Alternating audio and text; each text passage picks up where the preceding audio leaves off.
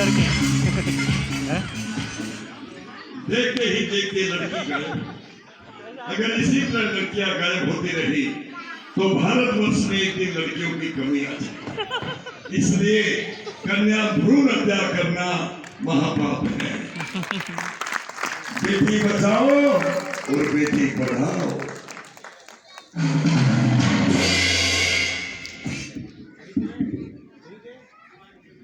अभी आप देख रहे थे एलिजन ऑफ अमेरिका पेश कर रही थी जादूगर सम्राट शंकर जो दुनिया के 4 प्रमुख जादूगरों में से एक है जिन्होंने 2 बार 2 टाइम्स राष्ट्रीय स्तर की जादुई प्रतियोगिताओं में प्रथम स्थान प्राप्त किया है।